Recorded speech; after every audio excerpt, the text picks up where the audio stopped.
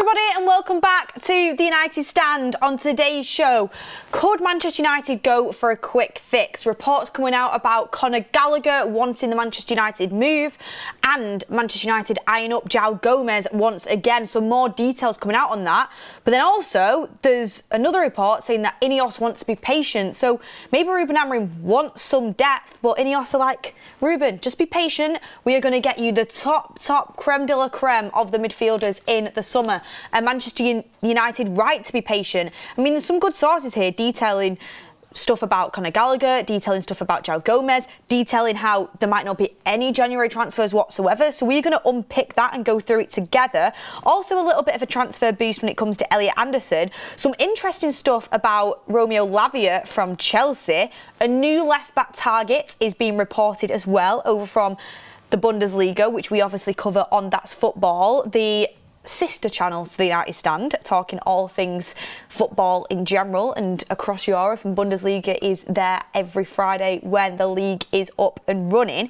So that'll be interesting to talk about. And also on the morning show, if you did tune in and you were there with me, I didn't get to speak about a new striker that I think Manchester United could go onto Manchester United's radar. It's a little bit of a scout report from me and Ricky. We've been looking at him a little bit and I wanted to bring it into the show.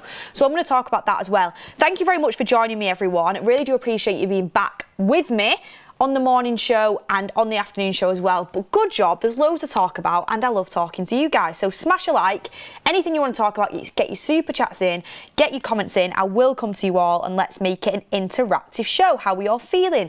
How's the Monday going? How's the week started? I'm in a very good mood because football, and I'm talking about Premier League football, is back at the weekend and I am so excited for it. Although the international break was actually pretty decent, there were some good games, there's nothing like the Premier League, is there? I know we moan about VAR, we moan about decisions, but Premier League football is, when you have a weekend without it, you really do miss it, and I'm excited for that. But let's get into the news that is coming out. I'll start off with what's coming out about Conor Gallagher, because Conor Gallagher was always our most realistic option for the January transfer window. We did go for him at the end of the summer and we were expected to revisit that situation in January. So this is coming out from the Mirror. Conor Gallagher admits he's not satisfied with his situation at Atletico Madrid, as his minutes remain limited and a return to England, possibly Manchester United, continues to be talked up. Gallagher's situation could play in their favour if they do choose to pursue a move for him. He would tick their homegrown quota box and would relish to have more minutes. The 25-year-old has not expressed a desire to push for an exit despite his lack of involvement, but he told Diario AS, "I am not satisfied. I don't think anybody will be if they don't play as much as they would like, but I will continue to work very hard whenever I have the opportunity, to help the team, and hopefully more opportunities will come to become a starter." And then he goes on to say his goal is to win titles with Atleti and have a bigger role in the team. But I mean, Atletico Madrid, I think they are 6 points off the top in La Liga and have lost once all year. If he's not a starter, he's going to struggle to get in. And he's a really hard-working professional. That is very well known about Conor Gallagher. So he's not going to come out and start saying, yeah, I want to move to Manchester United. Why are Atleti not playing me? He's always going to be respectful.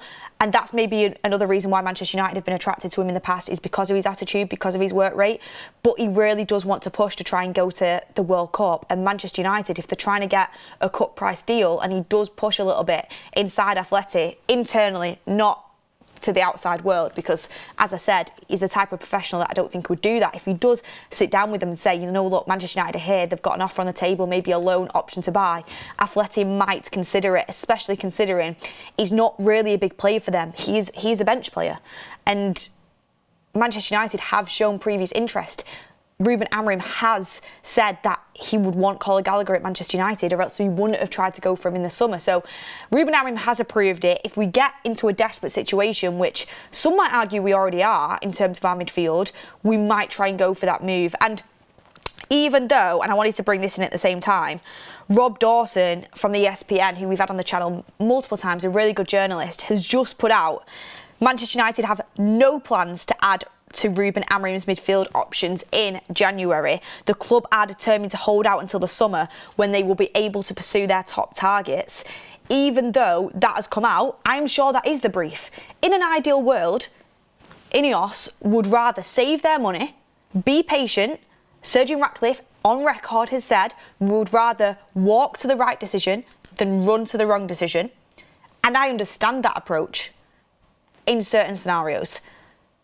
Even though that might be the word that's coming out of the club, if there's an injury or if Rúben Amorim really does start to push come the January window, then Conor Gallagher could be a quick fix option. Like, that could be a quick fix option, that's a tongue twister. Quick fix option to help Manchester United's midfield. Now, this comes up with multiple questions. First of all, is Conor Gallagher even as good as Scott McTominay, who we let go? Probably not. He's not. He's not.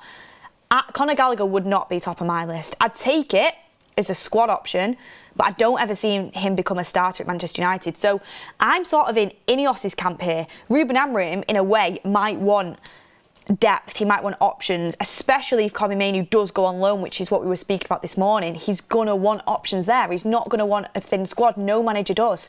But I'd sort of be on the Ineos side on this one. If it was Conor Gallagher who was the target and someone who you could get on the cheaper side or on a loan I'd probably do it because you're not paying a fee. But if it's going to take any money out of the transfer budget, I'd be sitting down with Rúben and saying, look, I know you want depth now. I know you feel like you need a stronger midfield.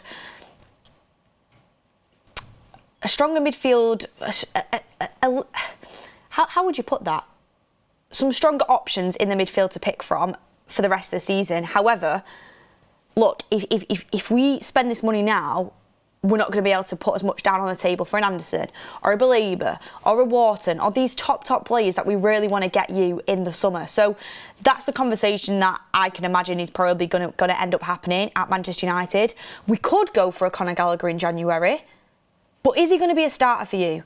Is he truly the future of your midfield? Because if it ends up taking money out of the budget for the summer, should you actually go for that? And I would argue no. We need to be upgrading every single year. I know not every single player is going to be a starter, but every single player should be comfortably fighting for a starting position in the side. I think Conor Gallagher is a good player and I think he's an upgrade on some of the options we have, but I don't think he is going to be someone who this time next year we're all sat here saying Gallagher has to start this weekend. Gallagher's one of the first names on the team sheet, and that's where I want to be investing our money into the midfield. I want to be investing it into players that are ready to come in and really compete for that starting 11 spot, because I don't think he's better than Mainoo. Mainoo's not getting minutes. He's probably better than Ugarte, to be fair.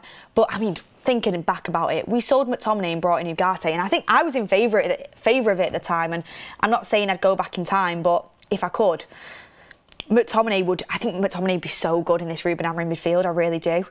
Unfortunately, that's not going to be the case, and we're not going to go back and bring McTominay back. And I think McTominay's nearly 30 now, which is crazy, but it's sad that Ugarte never worked out the way I wanted him to. He's still got time, and I hope he does, and I still think there's a player in there.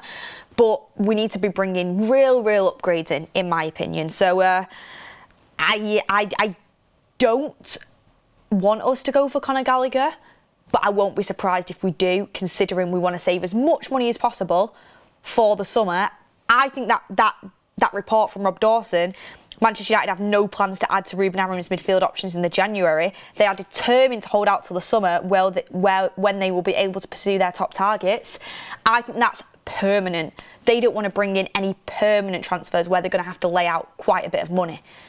If it was a Gallagher on loan, that might be a quick fix that Ineos can be like, we can do that, we can give you a bit of depth, and we can also pursue these top targets in the summer that we've scouted out to revamp our midfield and really take our midfield to the next level. There's also some stuff coming out on João Gomez as well. I mean, what is everyone's thoughts on João Gomez? Because you have the core midfielders that we're linked to, like the top midfielders, the Anderson, the Wharton, the Stiller. I mean, we got linked to Tchouaméni this morning, but it's mainly them. Belabor. I mean, would you class Belabor as a top midfield target with the season he's having? But I think you would put him in that category. And then João Gomez is come onto the scene as of late, within the last 2 weeks or so. And we've been linked to him ever since he was playing in Brazil. And we're being linked to him again. And this would be a slightly cheaper option for Manchester United as well, which could be a bit of a quick fix. Would you prefer João Gomez to Conor Gallagher? And how would you want to bring João Gomez into Manchester United? I think João Gomez is pretty good. I'm going to be so honest. Every time I've watched Wolves, he's a player that really does stand out to me. But I'm going to be totally honest. If you told me that, João Gomez is going to be our starting midfielder this time next year, I'd be like, that could be really good, but I wouldn't be 100% sold. I think he's a good player. I don't know if he's next level going to take us to the top sort of player. But I do like the look of him. He is young, he's tenacious, he's got a brilliant attitude. I think he's one of the only players that can really hold their heads high out of Wolves' squad at the start of this season. I know they've been a bit depleted, but him and Strand Larsen are probably their best two players. Andre's pretty good as well. And his work rate, his attitude, and I know the fans love him. I've got a friend who's a Wolves fan.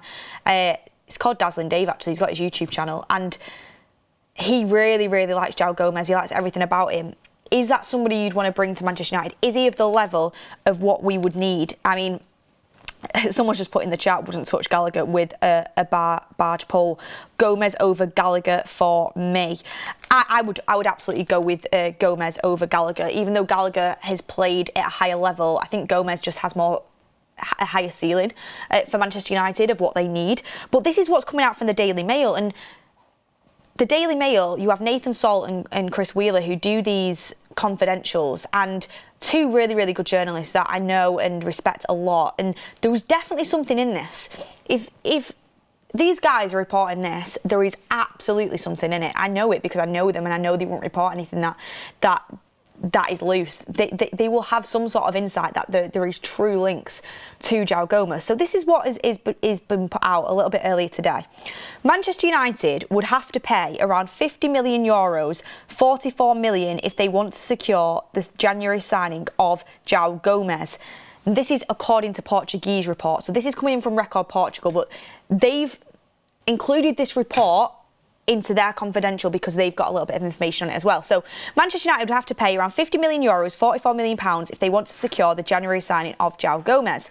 And that's according to Record Portugal. The Red Devils have been monitoring their number 6 position in recent months, with Carlos Baleba, Conor Gallagher, Elliot Anderson and Adam Wharton all believed to be under consideration.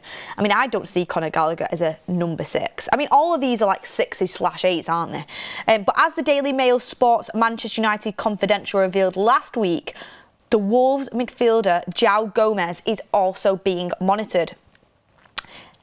According to Record newspaper, the Brazilian would be open to an Old Trafford switch in a deal that would appeal to the United hierarchy after splashing £230 million in the summer. The 24-year-old penned a long-term contract when he moved from Flamengo to the Molineux, but with the Premier League team at risk of relegation, Gomez may see the winter window as an ideal opportunity to jump ship. He would be the second Wolves player to join Rúben Amorim's side this season after United snapped up Matheus Cunha for £62.5 million in June. As told in the confidential last week, United were priced out of moves for Baleba and Gallagher in the summer after spending most of their budget on their front line. It is believed that Wharton and Anderson will be in high demand at the end of the season, with both expected to be on the England plane to the World Cup, meaning United could be tempted to strike for a cheaper target in January. While Gomez is reportedly available for a cut price deal, Gallagher also may be keen to move ahead of the summer tournament, having started most of his games for Atletico this season from the bench. So that's sort of like the long-winded report there. But João Gomez and Conor Gallagher are the most realistic January moves for Manchester United if we do make them. If Rúben Amorim really pushes it through, which it's all a domino effect. I feel like Fabrizio Romano, it's a domino effect. If Kobbie Mainoo is literally on his knees saying, please let me go and play football. I want to play for Manchester United, but if you're not going to play me for Manchester United, let me go and play football. If he gets a good loan move early doors in the window, Manchester United would then probably move for the likes of a Gallagher, of a João Gomez. I would much prefer to go for João Gomez. I think there's more longevity in it, and I think he's got a higher ceiling. With João Gomez, the reason it be a cut price deal is because I mean, they're not nailed on for relegation, but it's very, very likely that Wolves will be relegated. A lot of them players will have relegation clauses. I don't know if João Gomez does.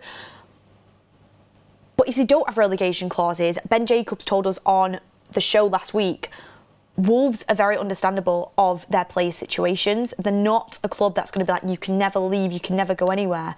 They will show loyalty to the players that have showed loyalty to them. João Gomez has done that over the years, and they probably would allow him to leave. Plus, they would need money as well. So when your club gets relegated, it's going to be very, very hard to demand a really high fee for your top talents. Strand Larsen and João Gomez have both had opportunities to leave Wolves in the past. They've both not. They will be loyal to them and they will let them go if the right price comes in. So if they are on track for relegation, they might think to themselves, maybe we just get the most money that we can for João Gomez in January if United are going to offer there. And it's been reported that it'd be around 44 million, but that's 44 million coming out of the potential pot for a Wharton, Anderson, a Stiller, or whichever midfielder. Baleba is most likely, according to Romano, the midfielder that we're going to go for in the summer. So would you do a João Gomez? I think 44 million is too high, by the way. I'd be going in for around 35 million for João Gomez, and I think Wolves would be tempted if they were on track for relegation. I think that would be a tempting offer. If they didn't get relegated, they would absolutely demand higher for him, but with relegation potentially being on the cards, that's where I would start it off. And would you go in for that? Would you get João Gomez and then probably go for one more in the summer, an Anderson, a Baleba, or one of the other names that we've been linked to? Or would you rather hold off completely to the summer and then get the absolute top targets? Because Anderson, if we do go for him, it's going to be such a long-winded saga. So many clubs are going to be interested, in my opinion, if he carries on the way he is. Thomas Tuchel said he's going to be starting. Well, he didn't say he will be starting in the World Cup, but he said, Thomas Tuchel has said that Anderson and Declan Rice are the midfielders to be displaced in this team. I think Anderson will start in the World Cup. He's going to have so many eyes on him, so many clubs are going to be interested, and you've got to wait for the World Cup to finish, and then you've got to negotiate with Forest, who are difficult. That could be a very long-winded saga. Adam Wharton will also be on the plane to the World Cup. Crystal Palace apparently has got a gentleman's agreement that he can go for 60 mil. It might be a bit more straightforward, but still, you never know how them gentleman's agreement plays out. Look at Victor Gyökeres at Sporting last summer. I think Crystal Palace will be true to their word, but who knows? And to be fair, Stiller might be a bit of an easier one to negotiate. And then you look at Baleba, and we're probably going to have a free run at Baleba, but Brighton, they are definitely not easy to negotiate with. So there's going to be a lot for Manchester United to do in a very short time frame in the summer. So would you go for a João Gomez now and then focus on one of them in the summer, or would you try and do both top targets in the summer? That's a question I ask you. And for me, I think we have to be in for Elliot Anderson. I don't care how many clubs are there. I don't care if his price goes up because he's playing in the World Cup, which I would be playing him if I was Thomas Tuchel at England, which it looks like he's going to. I still think we've got to be front of the queue. We're Manchester United. We need the best of the best. But João Gomez would be, I think, a good addition. He'd be someone who I would be like, you know what, he's a pretty good addition. I would be on board with that. Gallagher, not really. Baleba, I'm a little bit on the fence with at the moment, to be honest with you, as much as I think he's got loads of potential. Stiller is more of a Bruno replacement, in my opinion, so Bruno's future is still up in the air. Let's see what happens with him. And then there's Wharton, who I think is fantastic as well. There's loads of midfielders to pick from right now who could be available, but Manchester United need to pick wisely. They need to pick a partnership that complement each other, and we need to make sure we have enough time to get the deals done, because it's not just the midfield we need. It's really not. We need two midfielders. You could even say three, depending on what happens with Bruno, Casemiro, Ugarte, Mainu. And then, we're looking at a left-sided centre-back, a left wing-back potentially, maybe a striker to compete with Sesko. It's going to be a busy summer, so do you try and get things done early? That's the question I ask. Rob R says, Beth, does João Gomez want to come to Man United? Will he be on board with United's rebuild project, including getting top targets for his position in the summer? I think he would be open to joining Manchester United, absolutely. I mean, he's not come and told me himself, but I can imagine he'd be open to joining Manchester United. Not in a big-headed way, but it is a step up, isn't it? Fine Dash says, Beth, didn't we spend 30 million in January for Dorgu and it didn't affect the summer budget? So let's sign someone for top 5. We can go the whole season and we can't go the whole season with only Casemiro and Bruno. Dodgy's mum said, McTominay, we already have loads of number 10s. I mean, I think he would have played in the pivot under Amorim, but that's just my personal take. Let me see any more comments coming in. We've got a super chat here. Thank you for all your positive comments as well, by the way. Appreciate it. Ian Tracy says, I would only take Gallagher on a loan deal. I don't think he's good enough long term.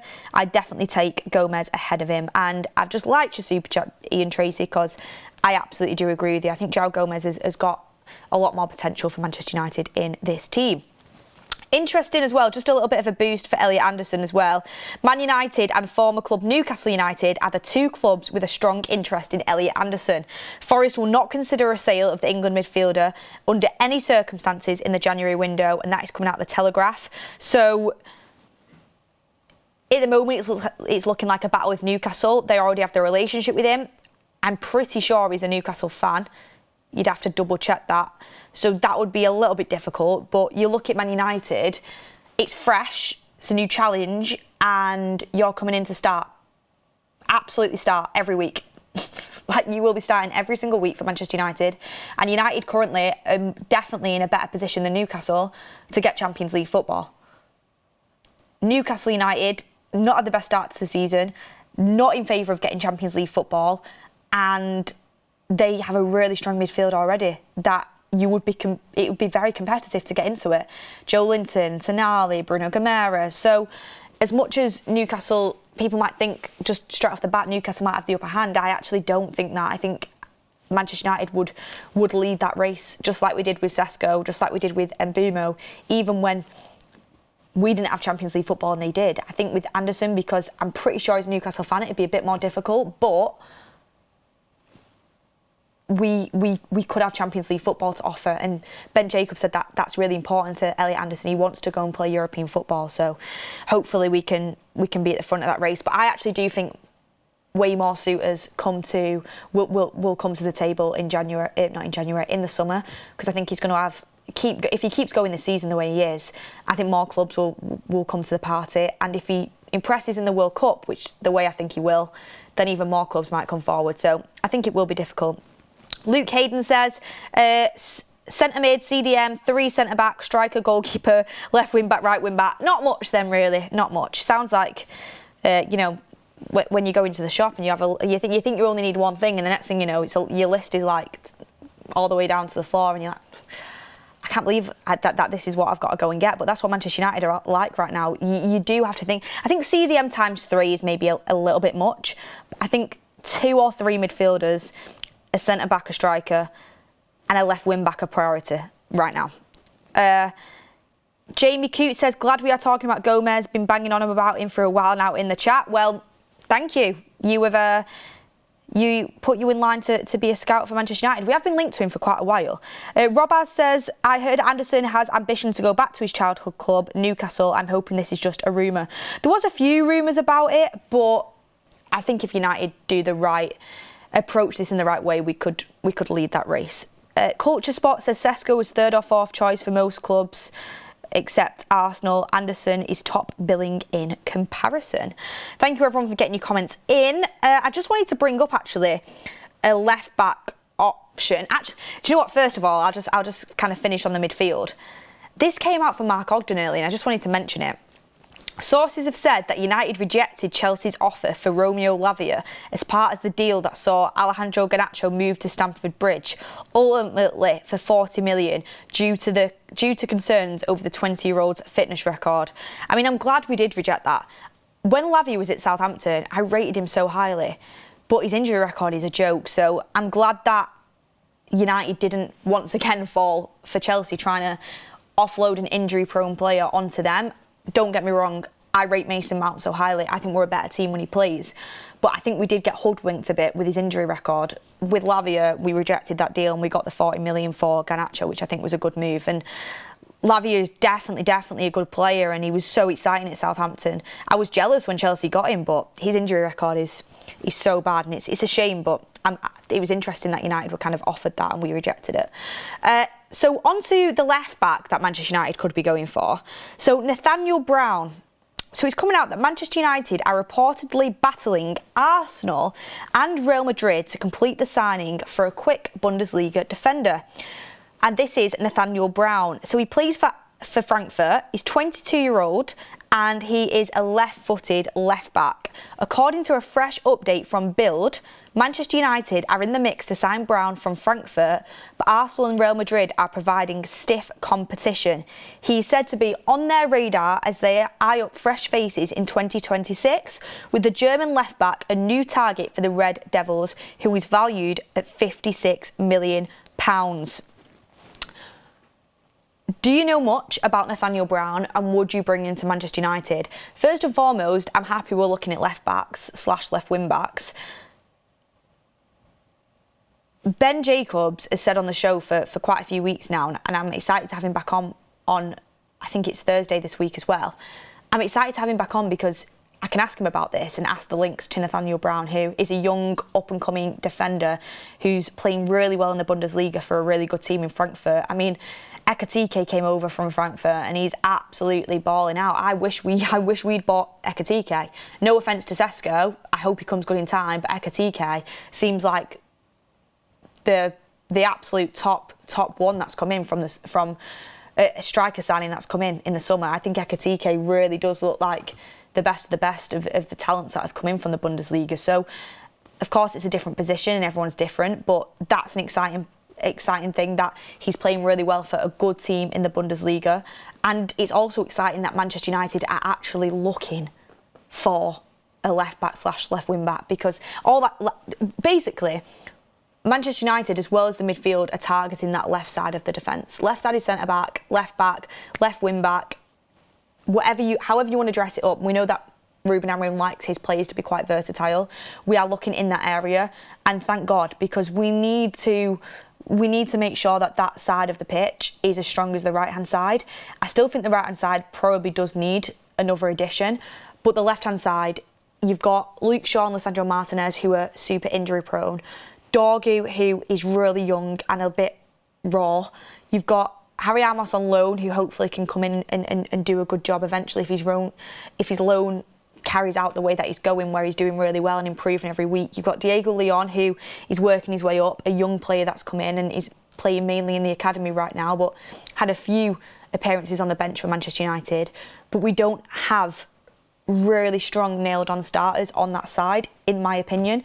Dalot is more of a right-sided player, isn't he? So, and he's not been performing well this season. So I'm really glad that we're looking at that side of the pitch, because when we saw that report a couple of weeks ago that United are not prioritising a left wing back for January, it knocked me for six a little bit, because in my opinion that's one of our weakest areas, if not the weakest area on the pitch. So I was like, well, how can we just be ignoring this situation? But I'm glad that we are looking at players in that position on that side of the pitch. And 56 million is a joke, says Jay Keir. It's a bit high. And I'm going to be so real though. When Arsenal are looking at a player, I kind of sit up and think they're probably going to be good. Arsenal's recruitment over recent years has been really good. I know they've changed their structure a little bit. I've just realised my earring's fallen out. I've got one on this side and one on this side. Oh well, find it somewhere else. I know Arsenal have changed the structure of their recruitment and Berta and everything like that, but they have signed some really good players and their defence is absolutely top notch. So if they're looking at a player, it kind of makes me sit up and think, do you know what? Manchester United, I'm quite glad that we're in that race, because they've recruited really, really well. I'm going to be honest. The White commentator says we would beat Real Madrid like we beat Liverpool, and they couldn't. They got played off the park by Liverpool the way no English club has this season. Doobie Guy says United priorities and finances are a joke. Ratcliffe and the Glazers should get those in order so we could focus on football. I mean, they are trying their best to do so. I'm not making excuses, but we are. I mean, we're even doing a Carrington tour in the summer for 100 quid. I mean, we're trying to get money in from everywhere we can. One thing I would say, a lot of people criticise Ineos for this, and criticisms for the Glazers absolutely justified. But it's not Ineos' fault that the Glazers had mishandled Manchester United's finances for years on end, to a point where they're having to try and get us out of that now.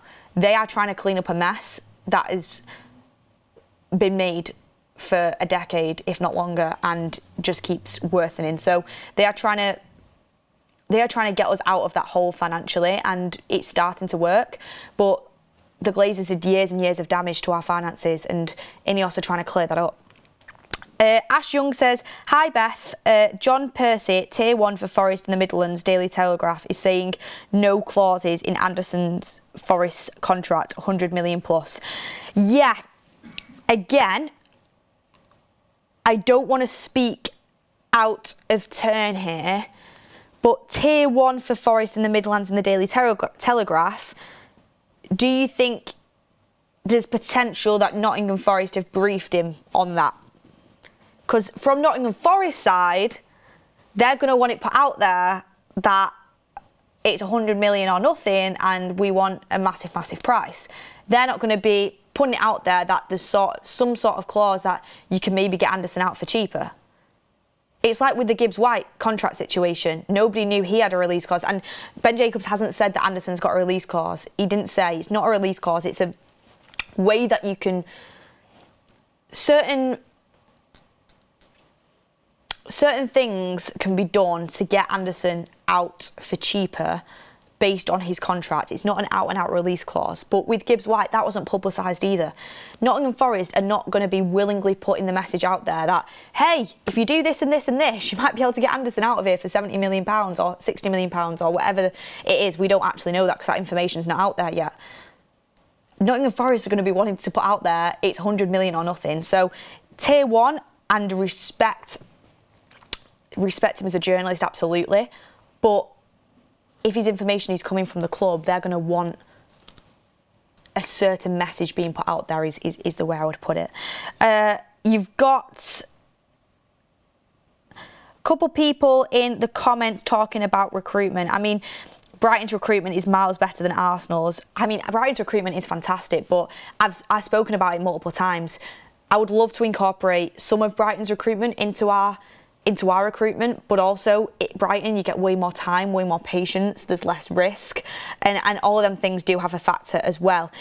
Just last but not least, make sure you grab your Christmas jumper, link in the description. Make sure you go and grab that in the run up to Christmas. I just want to leave you with this, guys, today, and if you have any questions, make sure you get them in last couple of minutes of the show.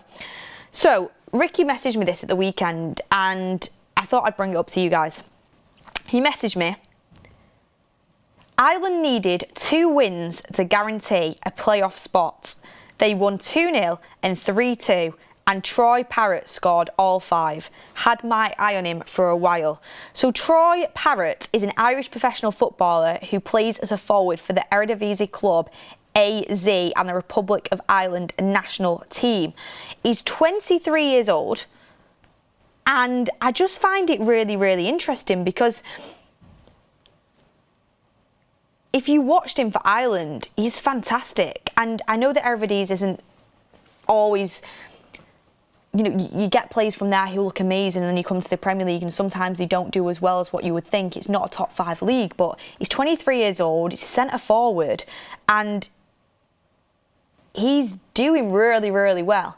And he's playing for Ireland and he's doing fantastic. And Ricky's been watching him, I watched some of the highlights, and I just thought, okay, Manchester United, if they're looking in the striker market, Sesko, of course, is our project now, and I really do have faith in the fact that he's going to come good, but we're going to need more than one.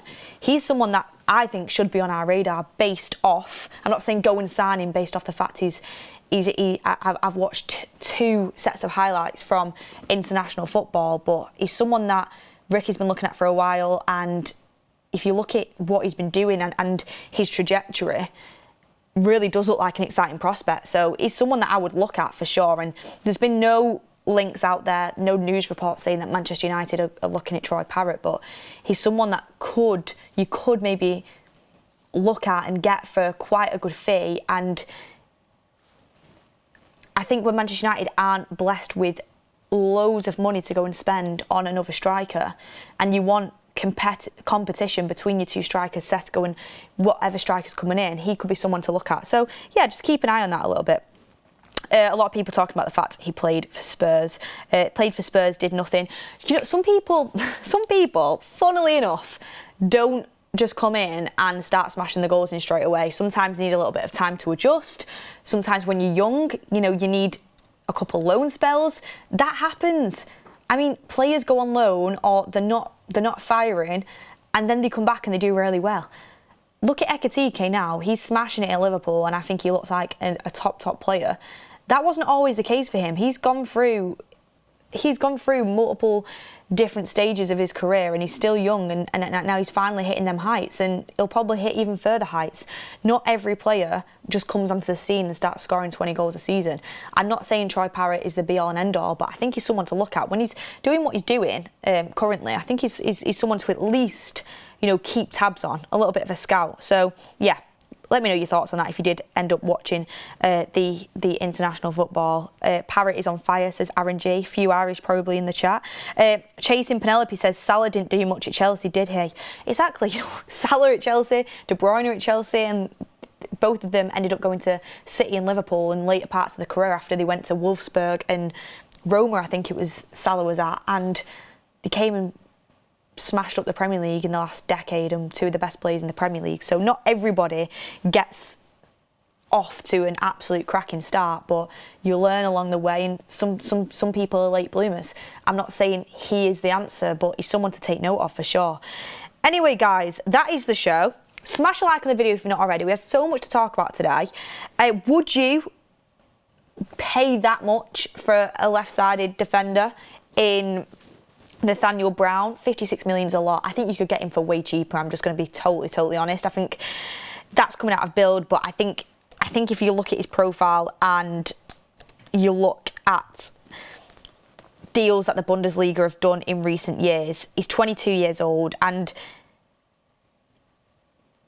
yes, he's playing for Frankfurt, and Frankfurt will want a good price for him. And if it is true that Real Madrid and Arsenal are both interested, you can sort of create some competition, but also sometimes when it's coming out from German sources, they kind of hype it up a little bit to, you know, the price I don't think would ever reach that. And is that too much to be spending on that position? Is it one of our priority positions? Could it be someone really good for the future? Would you lay out that type of money? What are your thoughts on the Conor Gallagher and João Gomez? Would you go for João Gomez? What do you think is feasible for Manchester United? Do you trust Manchester United to wait until the summer and spend the money in the right way and not get lumped into these big transfer sagas around the World Cup? Let me know all your thoughts. Thank you very much everyone for watching the morning show and also the afternoon show as well. And yeah, have a lovely week everyone. I'm signing off, and I'll see you on the next one.